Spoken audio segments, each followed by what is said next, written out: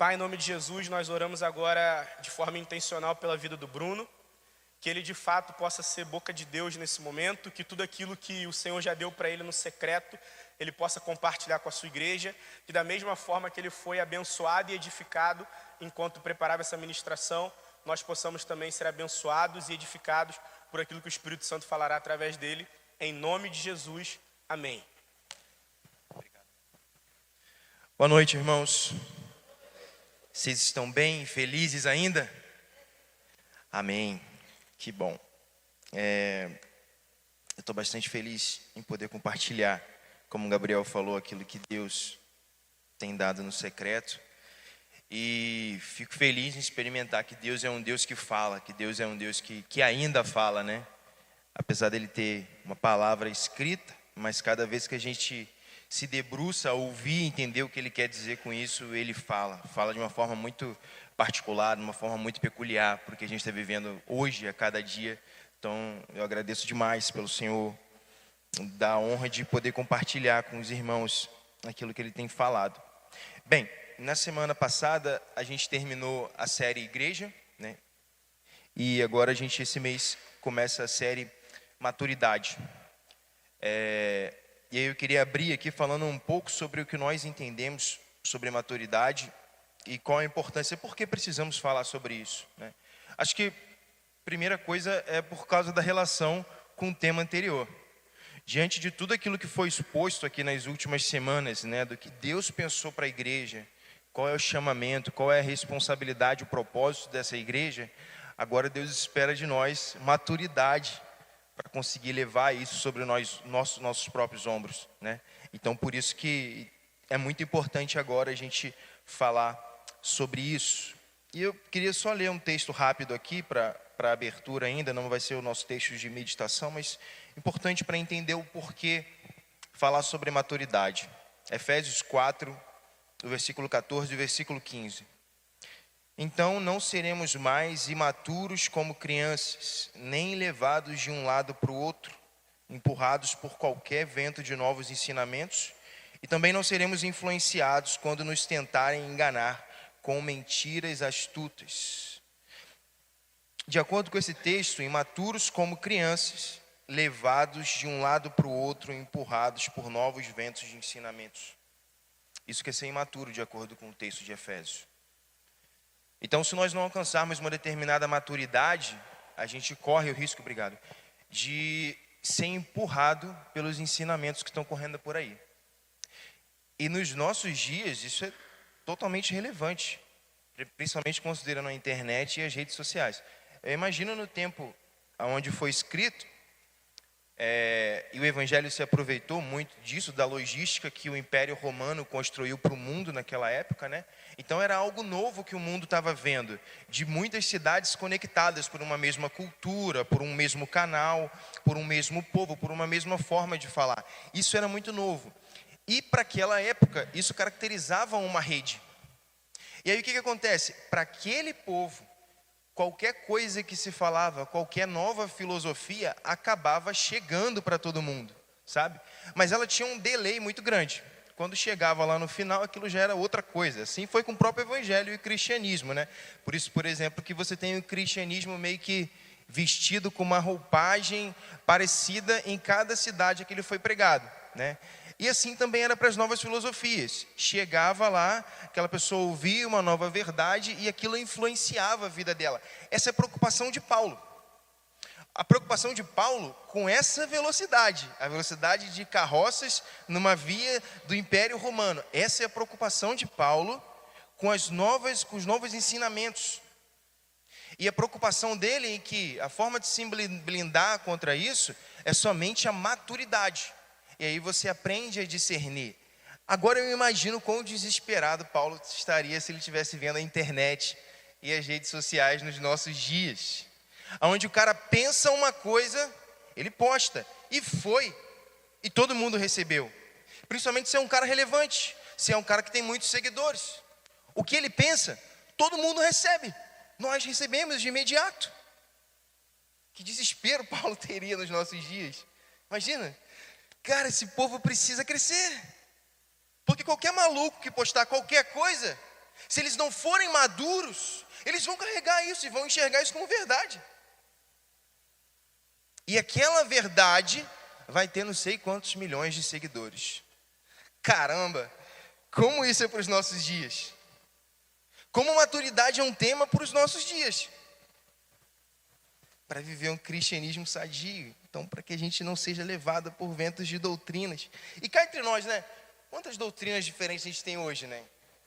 Quanta gente falando tudo em termos de teologia, né? Cara, e o mais doido é que você vê pessoas falando coisas totalmente contrárias, com a Bíblia nas mãos e dizendo que aquela é a palavra de Deus. Como nos blindamos sobre isso? Então, por isso precisamos falar sobre maturidade. Por outro lado também, a imaturidade nos impede de avançar no conhecimento de Deus. Então, Jesus falou na sua última oração que a eternidade é conhecer a Deus. A imaturidade nos impede de fazer isso.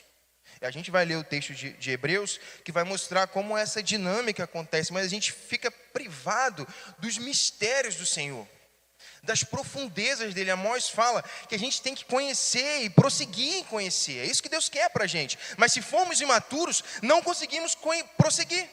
Ouvimos o rudimento ali do Evangelho e ficamos limitados a isso. Então, por isso, precisamos amadurecer. E uma coisa muito importante que a gente precisa ter como referência é que, a gente até falou isso no estudo de discipulado, tempo de casa não traz maturidade. Cara, isso precisa estar muito pavimentado antes da gente começar. Boa parte aqui tem tempo de casa. E quando eu falo tempo de casa, é tempo de cristão, não tempo de redil. Só para a gente ter uma referência. Quem tem mais de 2 anos de cristão? Caramba, bastante gente. Quem tem mais de 5 anos de cristão? Ainda continua bastante gente. Quem tem mais de 10 anos de cristão? E aí a gente reflete. Tenho tempo de casa. Sou maduro? Vamos ver se somos maduros. Ou o quanto somos maduros, certo? Vamos lá, vamos começar o texto. Vamos refletir em Hebreus, capítulo 5 e capítulo 6. Abre comigo aí sua Bíblia de papel, de celular, o que você tiver. Abre aí. Hebreus, capítulo 5. Vamos começar no capítulo 11, no versículo 11, perdão.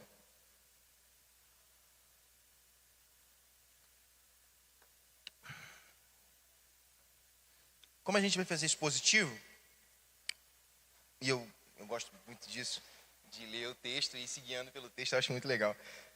De ouvir a Bíblia falando com a gente. É assim que eu faço no meu secreto e fico maravilhado. Mas antes eu queria então botar o contexto da carta, né? Então a carta, o escritor de Hebreus está escrevendo aos hebreus, que estavam passando por um momento muito peculiar. Eles estavam sendo perseguidos, muito possivelmente foram expulsos de Roma, estavam sendo ferrenhamente perseguidos. E o que acontece? Alguns deles estavam voltando e eles estavam começando, alguns dos cristãos, estavam começando a flertar com o judaísmo de novo. Bem, ser cristão está muito difícil, o caminho está muito complicado. E se a gente voltasse para Moisés? E se a gente voltasse para a lei? E se a gente voltasse para os nossos irmãos no judaísmo? Também falava de Yahvé, também era Deus. Então, poxa, será que a gente não seria bom, não teria tanta perseguição, a gente não teria tanta pressão, e ainda assim estaríamos no caminho de Yahvé, a pessoa que eles conheciam como divindade. Então esse é o contexto. Por isso o escritor escreve para esses irmãos. Também muito peculiar para os nossos dias. Ora, quanta pressão nós temos para vivermos um outro cristianismo, para vivermos uma outra verdade. Como eu disse no começo, tem muita gente falando muita coisa. Então a gente sofre uma pressão para viver um cristianismo mais fácil, um cristianismo voltado para a legalidade, ou um cristianismo voltado para uma hipergraça. Aquilo que você esteja precisando nesse momento, você tem uma versão da verdade evangélica customizada para você. Sabe? E aquilo te oferece, te faz uma oferta, vem para cá, é mais fácil por esse caminho. Aí tem muita perseguição, aí tem muita pressão. Vem de volta para cá, volta para cá. Cara, o mundo está aí, volta para cá. Quantos de nós não ouvem o mundo todo dia falar para a gente, volta para cá? E temos que fazer um esforço para nos mantermos firmes na verdade do Senhor. Então essa carta, o que nós vamos ler, é para você, para os nossos dias, porque o convite é o mesmo ainda. Precisamos saber como lidar com isso. É nesse contexto que o escritor aos Hebreus fala sobre maturidade. Vamos ler o versículo 11. Há muito mais que gostaríamos de dizer a esse respeito, mas são coisas difíceis de explicar, sobretudo porque vocês se tornaram displicentes acerca do que ouvem. Não desistam, fiquem comigo até o final, que a gente vai passar por umas poucas e boas, mas eu prometo que no final vai ser bom, ok? Não desistam não, vocês estão comigo? Amém, vamos lá. Sobre esse mesmo versículo, ele começa falando sobre esse respeito. Que respeito é esse? Sobre o que ele está falando? E os capítulos antes, ele está falando só sobre Cristo, revelação de quem Jesus é. Ele vai falar sobre Jesus é o Filho de Deus, Jesus é maior que os anjos, Jesus é o homem perfeito, Jesus é maior que Moisés, Jesus é o descanso prometido, Jesus é o sumo sacerdote eterno. Então ele está falando sobre revelação de quem é Deus, na pessoa do Filho. É disso que ele está falando. Então ele vem escrevendo 5 capítulos, é muito incrível. Se quiser depois medita sobre a carta, é muito legal. Ele vem falando quem Jesus é. Revelação. E aí chega um ponto que ele fala, cara, vamos parar. Porque daqui para frente a gente não pode seguir. Eu vou falar para vocês coisas muito difíceis. Ele não estava menosprezando a capacidade intelectual dos seus leitores. Não era isso, quando ele diz é muito difícil. Não. Ele estava deixando claro a falta de comprometimento dos seus leitores com aquilo que já ouviram. Então nós não podemos seguir, e vai se tornar muito difícil, o que eu gostaria de falar daqui para frente, porque vocês são displicentes com o que ouvem. É difícil avançar no conhecimento de Deus, quando aquilo que já ouvimos não internalizamos, quando somos displicentes com tudo aquilo que Deus já nos confiou. É difícil explicar próximos passos. Displicente, aquele que demonstra descaso, falta de empenho no que faz, desatento, descuidado, desinteressado. Era disso que o escritor estava acusando, estava denunciando os irmãos hebreus. Vocês não honram o que vocês ouviram, vocês são displicentes, vocês não se dedicam a praticar e entender tudo que vocês já ouviram. E por isso, seguir daqui para frente é difícil. Cara, porque as verdades de Deus, e é incrível isso, ateus leem a Bíblia, irmãos, toda. Muito mais do que às vezes muitos cristãos, e recitam a Bíblia para contrapor a nossa fé. Você acredita nisso? Com sabedoria, não vou dizer com graça porque é demais, mas com sabedoria e com certa lógica. E a gente cristão, se pegar certos ateus com a Bíblia na mão, a gente cristão vai ficar meio, veja bem. Então a Bíblia pode ser lida, pode ser entendida, mas a Bíblia precisa ser revelada. E é esse o sentido. Deus, essa revelação é uma revelação progressiva. Por isso que Amós fala, vocês conheçam e prossigam. Porque precisa de uma revelação progressiva. E essa progressão não é uma quantidade de domingos ou quantidade de vezes que a gente lê a Bíblia toda. A progressão, ela está ligada em o quanto daquilo que eu ouvi encarnou em mim. Se tornou verdade, praticada. Agora eu consigo progredir. E o mais interessante, irmãos, é que Deus não nos espera nesse sentido. A gente passou 6 meses aqui na Metanoia, nem tinha pensado nisso, falando sobre fundamentos. Falamos sobre quem é Deus, o que é igreja, o que é salvação, falamos muita coisa. Cara, e agora a gente vai ouvir um cara sobre profético. Ele vai chegar aqui e vai ficar o sábado falando sobre profético. Se nós não tivermos entendido e internalizado em nós quem é a pessoa de Deus, que nós explicamos nos primeiros meses, nós vamos perder uma porção daquilo que vai ser falado. Nós falamos sobre o Espírito Santo, lembra? Quem é a pessoa do Espírito Santo? Ora, eu posso ter entendido aquilo que nós falamos, mas se eu não desenvolvi um relacionamento com esse Espírito Santo que nós pregamos aqui em cima, se aquela verdade que eu falei aqui há alguns meses, lembra? De ter o Espírito Santo como aquele que está trabalhando dentro de você, seu amigo, lembra disso? Se isso não internalizou, a gente vai perder uma porção do que ele vai falar aqui nesse sábado. Porque como que eu vou falar de profético sem ter relação com o Espírito Santo? Essa é uma revelação progressiva, e é disso que o escritor está falando. Eu não tenho como falar mais, porque vocês são displicentes. Meu Deus, isso é para mim. Isso é para mim. Quando eu penso, às vezes, no tempo que eu perco, que eu invisto em coisas que não vão dar em lugar nenhum, eu me sinto displicente. Cara, a gente é incapaz de anotar aquilo que está sendo falado. Eu já ouvi o Tom falar isso aqui várias vezes. A forma como eu estou reagindo ao que eu estou recebendo agora vai dizer muito sobre o que eu vou fazer com aquilo na segunda-feira. E aí é por isso que a gente vive anos de cristãos e a gente sabe o que vai ser falado, a gente até conhece os textos bíblicos, mas eles não encarnaram em nossa vida. Isso que é ser imaturo, segundo o texto de Hebreus. Pessoas que ouvem um pastor, ouvem um profeta, ouvem um evangelista, ouvem um mestre, mas pouco disso encarna na sua vida. Pouco dessa revelação entra dentro de nós. É disso que o texto está falando, irmãos. E aí, o próximo passo é muito difícil de explicar, é óbvio. Precisava de um background que não foi construído ainda.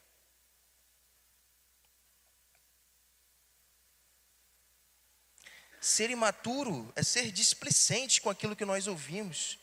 Meu Deus, que denúncia. A displicência, então, nos torna inaptos a entender os mistérios de Deus. Porque Deus quer chamar a gente mais para o profundo. E porque somos displicentes, não conseguiríamos ir.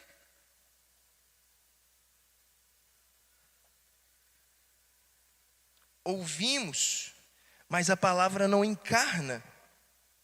Não nos é revelado a palavra viva. Versículo 12. A essa altura, já deveriam ensinar outras pessoas. E, no entanto, precisam que alguém lhes ensine novamente conceitos mais básicos da palavra de Deus. Ainda precisam de leite e não podem ingerir alimento sólido. Vai dar carne para um bebê, para você ver a zebra que vai dar. Ele não tem organismo, ele não tem resistência para processar aquele alimento. É muito sólido para ele. A essa altura já deveriam de ensinar outras pessoas. Todo o nosso tempo de vida cristã gera uma expectativa de retorno. É interessante, a Nath falou aqui na reunião do GD, a gente enquanto igreja se doa, a igreja tem presta vários serviços aos cristãos, não só a Redil, mas a igreja de modo geral, presta serviços aos cristãos que ali estão.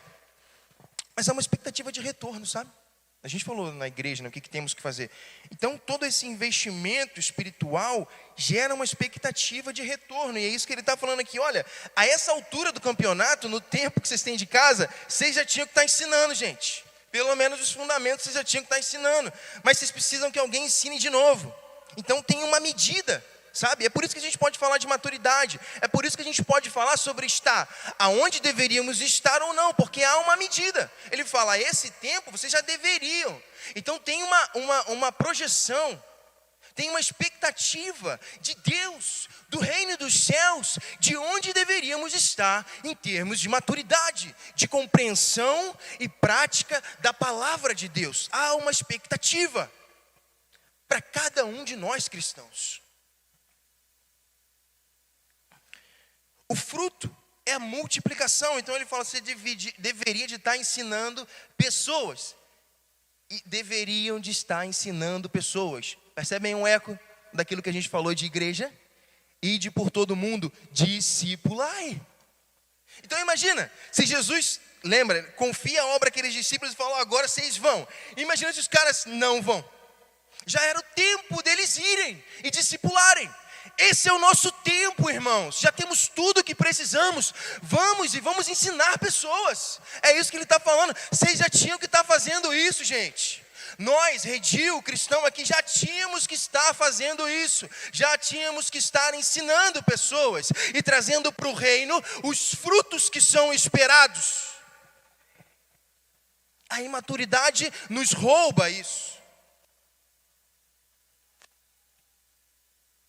No entanto, precisam que alguém lhes ensine novamente os conceitos mais básicos da palavra de Deus. E interessante que aqui ele joga a referência, a âncora da maturidade. Qual é? É a palavra de Deus. Então aqui ele começa a botar uma medida. Como que nós medimos se somos maduros? Se somos líderes? Se pregamos? Não necessariamente. A nossa maturidade é medida do quanto temos relação e prática com a palavra de Deus. Essa é a medida que ele está colocando. Interessante, por que essa é a medida, irmãos? Porque nós somos gerados pela palavra. Então a palavra de Deus é a nossa natureza. Se formos gerados pela palavra, nossa construção espiritual só pode ser feita através da palavra. Ingerimos palavra de Deus, crescemos. Interessante, porque vocês nasceram da palavra, da água e do Espírito, a palavra. Quantos temos relação com a palavra? Essa é a medida, o quanto ela encarnou dentro de nós. Imaturos são os que tropeçam na palavra de Deus. Por outro lado, um obreiro aprovado, ele fala isso em Timóteo, é aquele que maneja bem a palavra. É aquele que, não que sabe decorada, mas que ele sabe articular a palavra de Deus no seu dia a dia. Ele tem experiência com a palavra de Deus e ele sabe aonde cada versículo se enquadra em cada momento da vida. E aquela palavra encarna. Esse é um cara que sabe manejar bem a palavra de Deus. Esse é um obreiro aprovado. Esse é um crente maduro.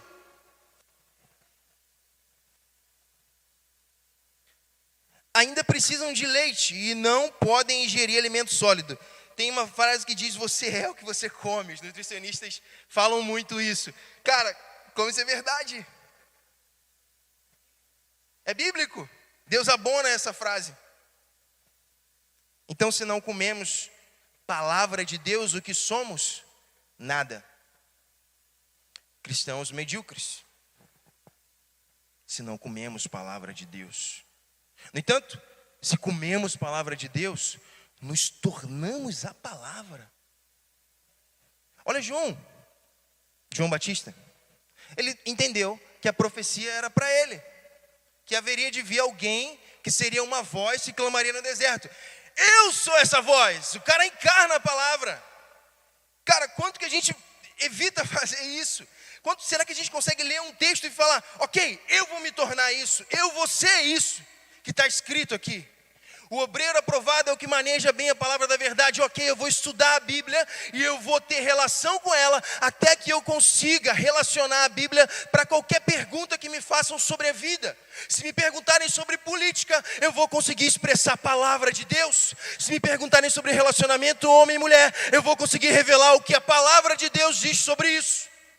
Se me perguntarem sobre ensino de filhos, eu vou falar o que a palavra, eu vou viver o que a palavra de Deus diz sobre ensinar filhos. É disso que ele está falando. Esse é um crente maduro, essa é a nossa medida. O quanto internalizamos o que já ouviram. Não internalizar é ser displicente. Então por que não fazemos isso? Não podemos estar comendo coisa mais sólida. Interessante. E aí, por outro lado, ele está falando, olha, vocês tinham que estar comendo o que vocês ainda não podem. Cara, imagina alguém de 15 anos, de 20 anos que só toma leite. Já viu? E está caro pra caramba, de repente leite é mais caro que carne. Dependendo da carne que você compre. Cara, já viu quão bizarro é? quando você tem aquela criança de 5 anos pendurada no peito da mãe? Não era para o cara estar comendo aquilo ali. Não era. Era para ele estar comendo arroz, feijão, carninha, legume. Cara, é bizarro. Espiritualmente falando, é isso que ele está denunciando para os irmãos hebreus. Vocês estão tomando leite? Poxa, ainda mais vocês que receberam a lei. Vocês que quando receberam o evangelho, viram a transcrição da lei, viram o cumprimento da lei no Cristo. Para vocês aquilo tem um peso diferente do que para um gentio, que estava recebendo um Jesus te ama. Ok, mas quem é Jesus? Quem é Deus? Que negócio é esse de salvação e tal? Os judeus já tinham meio caminho andado. Poxa, esses caras quando são alcançados pelo evangelho, eles já têm todo um background cultural que lhes permite entender mais. Vocês já ouviram várias pregações aqui, que quando o pregador traz lá, isso aqui em grego quer dizer não sei o quê, isso aqui em aramaico na época, quando ele traz o contexto histórico, como que aquele texto fica mais claro, né? Agora você imagina para o cara que estava vivendo lá, para o cara que era daquela cultura, pregar o evangelho para ele, é uma coisa. Aí esse cara que já tem todo o background, está voltando, cara. Nossa, nós estamos voltando, irmãos. Quem se alimenta de leite ainda é criança e não sabe o que é justo. Então por que ele chama eles de imaturo? Porque eles se alimentam de leite. Por que eles são imaturos? Porque eles não conseguiram avançar. Ainda estão digerindo rudimentos da verdade que lhes foi apresentada. Isso é ser imaturo. Versículo 14. O alimento sólido é para os adultos. Olha que interessante. Qual é a medida? O que é um adulto? Pela prática constante. Prática constante. Caramba. Não muitos vídeos. Não muitos livros. Não muito tempo de igreja. Prática constante. Cara, a gente tem que carregar isso. Se queremos fazer o que Deus nos propôs, a igreja que apresentamos nas últimas semanas, temos que ter prática constante. Prática. Pela prática constante, são capazes de distinguir entre o certo e o errado. Eu falei no começo, quantas coisas ouvimos, como vamos aprender a criticar, a ver uma mensagem no YouTube, a ver um pequeno fragmento que o Instagram nos apresenta, fica abismado com isso, cara. Um pedacinho ali do negócio, você está passando ali e vem uma palavra, pá, vem uma piada e logo em seguida vem uma palavra. É muito estranho isso. Tem um livro do C.S. Lewis que ele fala sobre as emoções do ser humano e ele fala isso, quanto é estranho a gente está sendo apresentado a vários estímulos diferentes, sequenciais. Isso faz com que a gente fique insensível, porque a hora você está passando uma piada ali, logo em seguida vem um pregador aí falando sobre o quanto profundezas de Deus. Vem o Ângelo Basso falando um negócio. Aí logo em seguida vem um negócio de futebol. Aí, cara, isso vai fazendo a gente ficar tão insensível. Tão insensível. E a gente acha, porque a gente lembra daquilo ali, a gente acha aquilo ali, nós sabemos. Nós vimos, mas nós não internalizamos aquilo ali. Isso não é só porque passou, porque nós ouvimos que nós internalizamos. Então nós não praticamos, cara. E quanto clama os nossos dias para que a gente viva nesse ciclo de não prática. Maturidade é um estilo, eu queria que você lembrasse muito disso. Se tudo que a gente vai falar aqui você esquecer, para as próximas semanas, lembra disso. Maturidade é um estilo de vida, de prática da palavra de Deus. Isso é maturidade, lembra disso? Maturidade é um estilo de vida da prática da palavra de Deus. Sempre que vamos falar ao longo desse mês, lembra que é isso. Prática da palavra de Deus. É a palavra de Deus que nos torna experientes para distinguir o bem e o mal. E aí a gente pode ouvir qualquer coisa. Pode ouvir qualquer bizarrice dessa daí, a gente vai saber criticar através da prática da palavra de Deus. Não, a palavra de Deus diz que não é bem assim. Ora, Jesus é o maior exemplo disso, cara.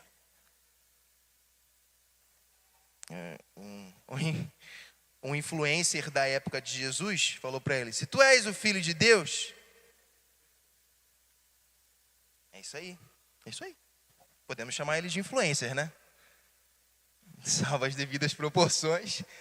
Bem, ele disse que o reino era dele. E, sob certa perspectiva, foi dado a ele. Então, ele é um bom influencer. Aí ele chega para Jesus e fala: se você é o filho de Deus, faz isso, porque a palavra diz que você ia fazer isso. Jesus só pôde contrapor ele, o filho de Deus. Palavra. O filho de Deus fez isso. O filho de Deus. A palavra citou a palavra. Olha que coisa. A própria palavra poderia falar algo novo, não, mas a palavra citou o que já foi dito. Quem é ele mesmo? De tão importante. Tem várias passagens que Jesus demonstra. E os fariseus ficavam maravilhados com ele. Todos ficavam pela forma como ele dominava as escrituras. E no seu discurso, veja como a palavra é redundante falar que a palavra estava internalizada em Jesus, mas como nosso exemplo, a tal ponto de no discurso de Jesus, a palavra estava implícita naquilo que ele está falando. E tudo que nós ouvimos dele, lendo nos evangelhos, a gente vai ver eco de todas as escrituras. Mesmo ele não as citando muitas vezes, mas o eco e o cumprimento está ali. É alguém que teve experiência. Era o Filho de Deus, era a palavra e estava no templo aprendendo quando criança. Jesus aprendeu a palavra que era ele mesmo. Que paradoxo. Caramba. Por isso que ele se torna. Por isso que ele encarna. Por isso que cada texto que falava sobre o Cristo, ele diz: eu vou viver isso. E vive. E aí ele chega diante dos fariseus, lê um texto falando sobre o Cristo e fala: hoje isso se cumpre em mim. É isso que Deus imagina para a gente, irmãos. Esses são crentes maduros que conseguem ler um texto e falar para qualquer pecador: hoje isso se cumpre em mim. Eu estou vivendo isso.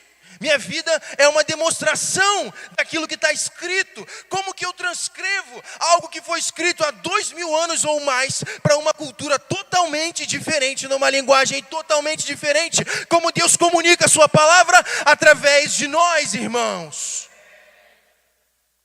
Ele internaliza na gente e nós nos tornamos a palavra para esse século, para essa cidade, para essa cultura, para esse tempo. Essa é a maturidade que ele fala: vocês já deviam de estar manifestando. Nós já devíamos estar manifestando certo grau de maturidade.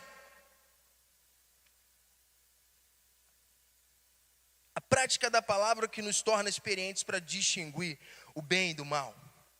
Aí vai a recomendação no capítulo 6, o versículo 1. Portanto, então, gente, depois de tudo que a gente falou, deixemos de lado os ensinamentos básicos a respeito de Cristo. Caramba, olha que nível que os caras já estavam. Ele está falando dos ensinamentos básicos. Tudo aquilo que ele falou, Jesus é o sumo sacerdote, filho de Deus. Esses são os ensinamentos básicos. Esses são os rudimentos. Deixa de lado, não é deixar de lado no sentido de esquecer. É que, cara, você já internalizou, segue com essa verdade. Isso já passou, isso já está dentro de você. Agora vamos avançar, então deixa de lado. Voltei aqui. Deixemos de lado os ensinamentos básicos a respeito de Cristo e sigamos em frente, alcançando a maturidade em nosso entendimento. Amós 6, 3 e 4. Como precisamos conhecer o Senhor, busquemos conhecê-lo. Ele nos responderá tão certo como chega o amanhecer, ou vem as chuvas da primavera. Olha o que Deus falou para Amós, anos antes, décadas, centenas de anos antes. Ó Israel, o que eu vou fazer com vocês? Vocês acreditam que isso está escrito na Bíblia, em Amós? Olha só. Ó Israel, o que farei com vocês? Muita atenção.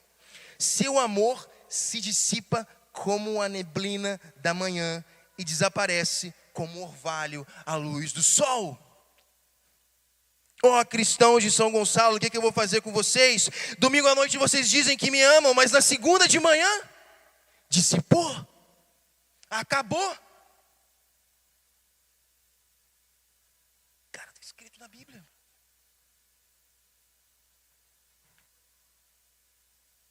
Hebreus 6, do 7 ao 12.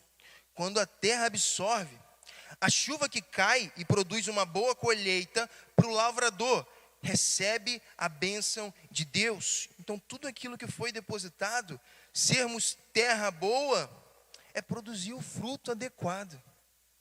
É expressar uma maturidade adequada daquilo que foi semeado. Versículo 8, capítulo 6, versículo 8. Mas se a terra produz espinhos e ervas daninhas, para nada serve, sendo logo amaldiçoada e por fim queimada. Mas a Bíblia e Deus é incrível, né, cara? Ele diz, ele nos despedaçará e nos sarará. Aí olha só o que continua falando, amados. Embora estejamos falando dessa forma, na realidade não cremos que se aplique a vocês. O fato de ser uma terra seca e que será amaldiçoada. Temos certeza de que estão destinados a coisas melhores que pertencem à salvação. Caramba, irmãos. Toda essa verdade é por causa de o escritor parte de uma certeza do destino que aqueles irmãos têm. Verdades melhores relacionadas à salvação, não à perdição. E por isso há exortação à maturidade, porque aqueles homens têm um destino. Nós temos um destino, irmãos, relacionado à salvação. Esboçamos esse destino o mês todo passado. Então por isso que agora ele nos chama para isso. Pois Deus não é injusto, não se esquecerá de como trabalharam arduamente para Ele. Eu perguntei aqui quantos anos tem. Poxa, são anos de cristianismo, mas são anos de trabalho. Eu sei disso, você sabe disso, e Deus sabe disso. Então o que é essa palavra? É misericórdia do Senhor. Porque Ele sabe de todo o seu tempo de trabalho. Em quantas igrejas você serviu, em quanto tempo você passou gastando o seu tempo para servir, para ser cristão e tal, quanto empenho você deu, Ele sabe disso, Ele não se esquece de que vocês já trabalharam arduamente, agora isso precisa frutificar, frutos espirituais, maturidade. E o próximo passo qual é? Servir loucamente na igreja? Não, é ser maduro.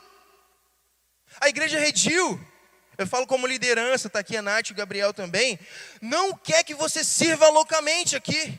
A nossa prioridade e tudo que fazemos é para edificar uma igreja, é para edificar pessoas, é para que você se torne maduro. Cada coisa que nós fazemos enquanto igreja é para amadurecê-lo. Queremos que você sirva. É claro que queremos, mas em nosso coração e pelo que oramos toda semana, é mais para que crentes sejam maduros, para que você seja amadurecido, para que o seu relacionamento com Deus se aprofunde, para que você deixe o pecado, para que você consiga avançar no conhecimento por Deus. Nós oramos muito mais por isso do que para que você tenha uma hora livre para fazer qualquer coisa nesse salão. Nós queremos, enquanto liderança dessa casa, que cada cristão encarne as palavras que são ditas nesse palco.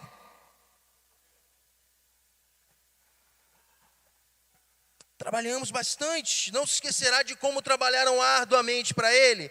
Eles demonstraram seu amor ao cuidar do povo santo, como ainda o fazem. Nosso desejo é que vocês continuem a mostrar essa mesma dedicação até o fim. Por que essas palavras? Para que vocês não desistam. Porque uma vida imatura, uma vida sem propósito, ali na frente vai te fazer perguntar o que eu estou fazendo aqui, e você vai desistir. Então o propósito disso tudo é para que vocês não desistam.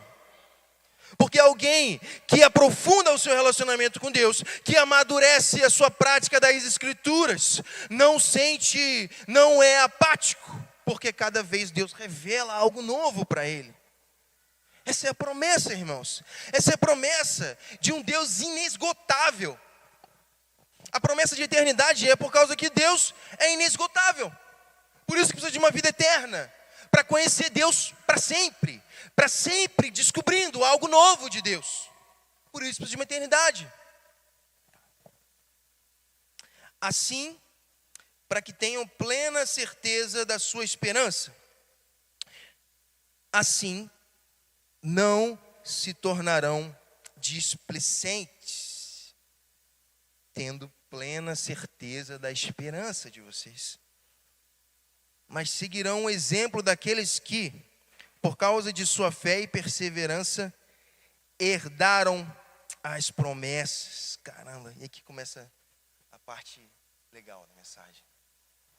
Cara, tudo isso é porque nós temos promessas para alcançar. Todo mundo aqui já ouviu alguma palavra. Você vai ser pastor. Eis que te digo. Você vai para as nações. Você vai pregar o evangelho. Todo mundo aqui tem palavra. Todo mundo aqui tem promessa de Deus.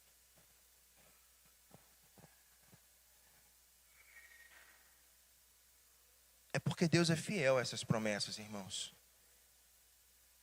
Sabe? E quando Deus promete, Ele não está falando algo necessariamente que vai ser só ação dele. Ele está te dando uma direção. Então, quando em algum momento alguém chegou para você e falou, olha, você vai ser um pastor, você não vai sentar, agradecer a Deus e de alguma hora para outra aquilo vai acontecer e você vai se tornar o pastor e vai estar aqui em cima. Não. A palavra de Deus é um direcionamento. Você vai ser pastor. Agora você precisa caminhar em maturidade para se tornar a promessa. Aquilo que você ouviu, você tem que caminhar em direção a isso. E o caminho é a maturidade. Então por que precisamos amadurecer? Para alcançar as promessas do Senhor. Todas as promessas que Ele te deu, Ele quer cumprir em você, irmãos. Ele quer que você alcance. Não pensa, não desiste daquilo que Deus falou para você, que eu tenho certeza que é incrível. Eu tenho certeza que todos nós ouviram palavras incríveis do Senhor.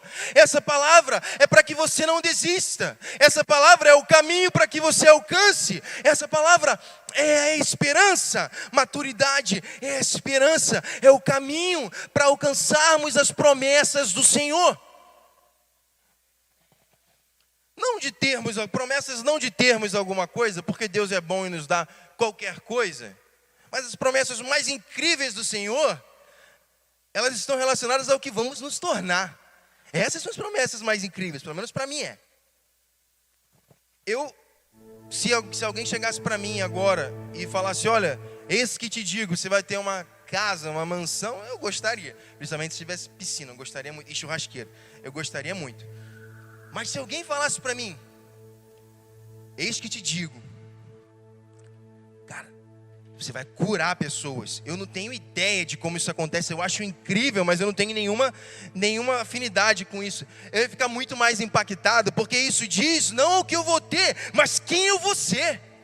Essa é a promessa. Então essa promessa que eu tenho certeza que vocês têm, a maturidade é o caminho, é o mapa para alcançá-la. Percebe como ainda é bondade de Deus? Porque Deus, Ele é fiel para cumprir as promessas. Mas Ele é um bom pai. E eu não seria um bom pai se ela vinha e me pedisse um carro e eu desse um carro na mão dela. Eu não seria um bom pai. Eu posso prometer que um dia ela vai ser motorista. Isso eu posso prometer a ela. Ela já me pediu isso. Eu quero dirigir. Eu prometo a você. E quando você fizer 18 anos, você vai ser motorista. Eu vou com você até a autoescola e você vai tirar a sua carteira em nome de Jesus. Isso eu posso prometer a ela. Ao longo dos próximos 10 anos, eu vou conduzir ela em cada passo para que ela amadureça até chegar nesse momento.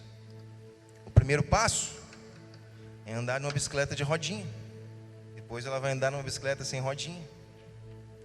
Se ela chegar a 17 anos andando numa bicicleta de rodinha, tem problema.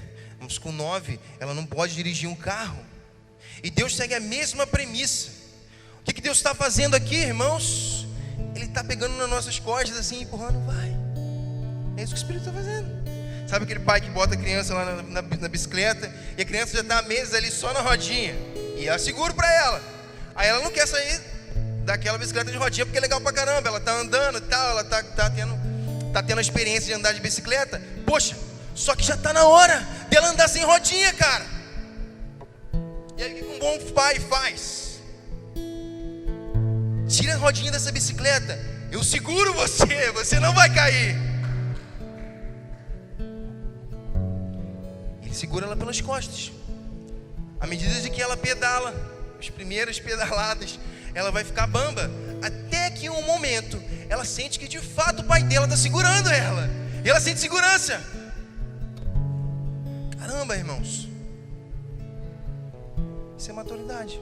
Não é Deus deixando a gente a nossa própria sorte.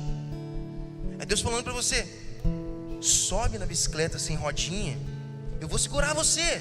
Você vai andar sem rodinha e eu vou começar a segurar você. Então ao longo de todo esse tempo, irmão, você precisa entender que Deus está segurando você, segurando o banco da sua bicicleta e esperando você parar de tremer e avançar. Porque quando você parar de tremer, Ele vai tirar a mão da bicicleta e você vai andar ao final da rua e vai ver: caramba, eu andei isso tudo sozinho. Você andou isso tudo sozinho. Esse é o chamado da maturidade. Sejam maduros, encarnem a palavra, tenham coragem de subir na bicicleta sem rodinha, sabendo que eu vou estar segurando vocês, uai. É o nosso Pai, irmãos. Acima de tudo é o nosso Pai. Temos que nos tornar esses cristãos que conseguem avançar. Essa é a nossa promessa, irmãos. Hebreus 6, do versículo 17 ao 20, ainda no mesmo texto. Olha só isso, olha isso. Depois de falar, vocês têm que avançar, vocês estão displicentes e tal, Deus também se comprometeu. Ele não te deixou sozinho. Ele não está falando: ó, vai lá e dá o teu jeito. Não, Deus também se comprometeu com uma promessa por meio de um juramento, para que os herdeiros da promessa tivessem plena convicção de que Ele jamais mudaria de ideia. Deus jamais muda de ideia. A promessa que Ele fez para você, Ele não muda de ideia, irmãos. É o mesmo, o objetivo é o mesmo. Talvez ao longo dos próximos 10 anos, a promessa que eu fiz para a Lavínia, dela se tornar uma motorista, eu possa falhar, porque eu esqueço, porque eu não sou um pai perfeito. Mas Deus, Ele não esquece, e por isso Ele julga pela coisa que Ele jura, pelo que é maior em todo esse universo. E Hebreus fala isso. Ele julga, Ele jura por Ele mesmo. Quem jura? Jura por algo que é maior. Isso está escrito em Hebreus. Então Deus não tem algo maior que Ele. Então eu juro por mim mesmo.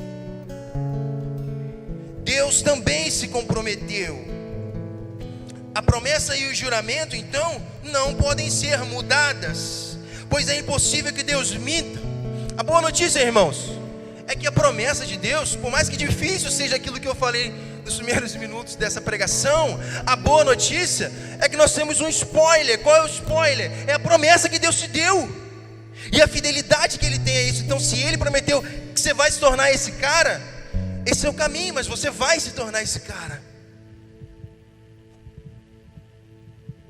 Portanto, nós que nele nos refugiamos, estamos firmemente seguros ao nos apegarmos à esperança posta diante de nós.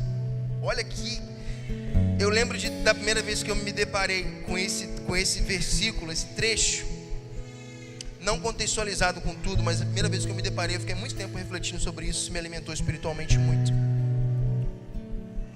Essa esperança é uma âncora firme e confiável para a nossa alma. Sabe nossos dilemas? Sabe nossos problemas? Sabe nossas perguntas? Sabe quando nos sentimos em um mar revolto? E a gente não sabe muito bem para onde ir, o que vai rolar. É a esperança que é uma âncora para a nossa alma, que nos mantém fixos no lugar, que nos mantém presos e firmes em Deus. É a esperança de tudo aquilo que Ele nos prometeu.